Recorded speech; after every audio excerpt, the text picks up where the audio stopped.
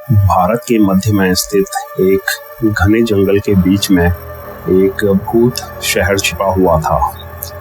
इस शहर का नाम था हारी हुई नगरी। यह शहर कभी एक समुद्र व्यापारी केंद्र था, लेकिन अब यह पूरी तरह से सुनसान और खंडर हो चुका था। इस शहर के बारे में कई अजीबोगरीब कहानियां प्रचलित थीं। कुछ लोगों का कहना था कि इस शहर में भूतों का साया है, तो कुछ लोगों का कहना था कि इस शहर में कोई खतरनाक शक्ति है जो लोगों को मार डालती है। एक दिन एक युवा पत्रकार अरुण को इस भूत शहर के बारे में पता चल गया। अरुण एक जिज्ञासु व्यक्ति था और उसे रहस्य सुलझाना बहुत पसंद था।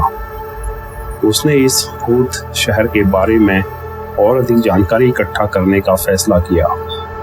वह एक स्थानीय गाइड के साथ जंगल में गया और कई दिनों तक शहर का पता लगाया।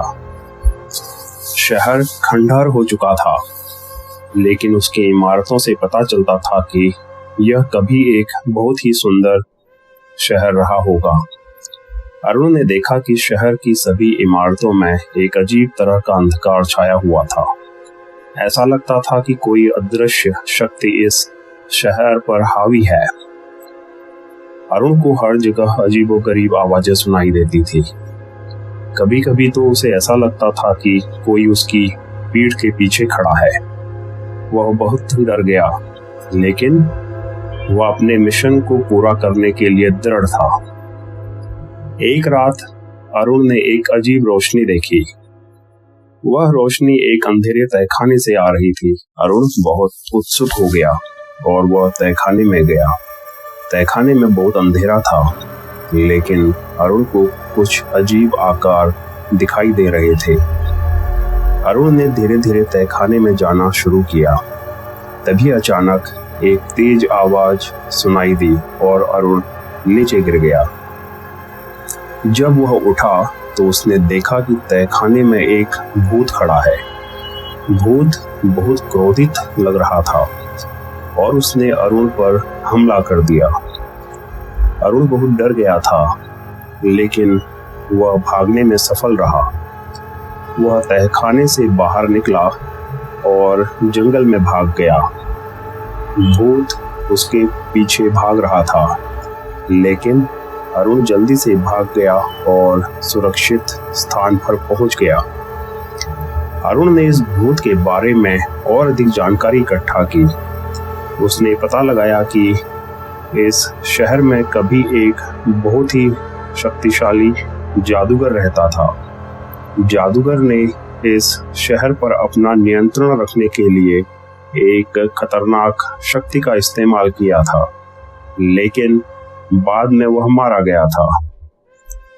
अरुण ने यह भी पता लगाया कि जादूगर की मृत्यु के बाद उसकी आत्मा इस शहर में भटकती रहती है। यह आत्मा शहर के लोगों पर हमला करती है और उन्हें मार डालती है। अरुण ने इस भूत शहर के बारे में एक लेख लिखा और इसे एक समाचार पत्र में प्रकाशित कर दिया। लेख में उसने लोगों को चेतावनी दी कि इस शहर में न जाएं। अरुण का लेख बहुत प्रसिद्ध हुआ और इस भूत शहर के बारे में दुनिया भर में लोग जान गए। यह अब भूत शहर एक पर्यटक स्थल बन गया है। हर साल हजारों लोग इस शहर को देखने आते हैं, लेकिन अभी भी कुछ लोग मानते हैं कि इस शहर में भूतों का साया है और इस शहर में जाना खतरनाक है। अरुण की कहानी के बाद भी कई लोग हारी हुई नगरी के रहस्य को सुलझाने की कोशिश करते रहे। कुछ लोग इस शहर में गए और कभी वापस नहीं आए। कुछ लोग अपने घर लौट आए, लेकिन वे पूरी तरह से बदल गए थे। उनके चेहरे पर डर था और चिंता की छाया थी और वे कभी भी हंसते नहीं थे। कई सालों तक हारी हुई नगरी एक रहस्य बनी रही। लोगों ने इस शहर के बारे में कई तरह की कहानियां सुनाई, लेकिन कोई भी इस शहर के रहस्य को सुलझाने में सफल नहीं हुआ। एक दिन एक युवा साहसी व्यक्ति राहुल ने इस भूत शहर के बारे में सुना। राहुल एक बहुत ही बहादुर और जिज्ञासु व्यक्ति था। वह किसी भी खतरे से नहीं डरता था और वह हमेशा एक रोमांच की तलाश में रहता था। राहुल ने इस भूत शहर के बारे में और अधिक जानकारी इकट्ठा की और वह एक स्थानीय गाइड के साथ जंगल में चला गया। वह कई दिनों तक जंगल में भटकता रहा और आखिरकार वह हारी हुई नगरी तक पहुंच ही गया। शहर खंडर हो चुका था और हर तरफ सन्नाटा था। राहुल को अजीबोगरीब आवाजें सुनाई दे रही थी और उसे ऐसा लगता था कि कोई उसकी पीठ के पीछे खड़ा है। वह बहुत डर गया था, लेकिन वह अपने मिशन को पूरा करने के लिए बाध्य था। अरुण की तरह राहुल ने शहर का पता लगाना शुरू कर दिया। वह एक इमारत में गया और हर एक कमरे में झांक कर देखा। वह एक अंधेरे तहखाने में भी पहुंचा, जिसके बारे में उसने अरुण की कहानी में सुना था। तहखाने में बहुत अंधेरा था, लेकिन राहुल को कुछ अजीब आकार दिखाई दे रहे थे, जैसे अरुण को भी दिखे थे। वह धीरे धीरे तहखाने में जाना शुरू किया। तभी अचानक एक तेज आवाज सुनाई दी और अरुण की तरह राहुल भी तहखाने में गिर गया।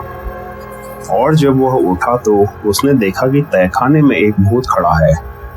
भूत गुस्से में था और राहुल पर हमला कर दिया। राहुल ने भागना उचित नहीं समझा और उसने भूत से लड़ना शुरू कर दिया, लेकिन भूत बहुत ही शक्तिशाली था। अरुण को लगा कि वह हार गया है, लेकिन राहुल को यहाँ नहीं लगा कि वह हार गया है। लेकिन तभी उसे याद आया कि अरुण ने कहा था कि भूत को उसके अतीत का सामना करने से ही मारा जा सकता है। राहुल ने भूत से कहा कि वह उसके अतीत का सामना करे और अपने किए हुए गलतियों का पछतावा करे। भूत के चेहरे पर एक अजीब भाव आया। वह अपने अतीत के बारे में सोचने लगा और वह समझ गया कि उसने कितनी बड़ी गलती की है। वह बहुत दुखी हो गया और उसने राहुल से माफी मांगी।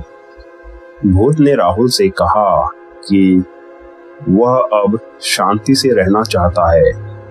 वह राहुल से वादा किया कि वह अब किसी को भी नुकसान नहीं पहुंचाएगा। राहुल ने भूत को माफ कर दिया और वह तहखाने से बाहर आ गया। राहुल ने हारी हुई नगरी से वापस आने का फैसला किया। वह जानता था कि इस शहर में अब कोई खतरा नहीं है। वह इस शहर के बारे में लोगों को बताना चाहता था और उन्हें इस शहर के रहस्य को सुलझाने में मदद करना चाहता था। राहुल ने हारी हुई नगरी के बारे में एक किताब लिखी और उसे प्रकाशित कर दिया। किताब में उसने इस शहर के इतिहास और इसके रहस्य के बारे में बताया। किताब बहुत ही लोकप्रिय हुई और इस भूत शहर के बारे में दुनिया भर में लोगों ने जाना।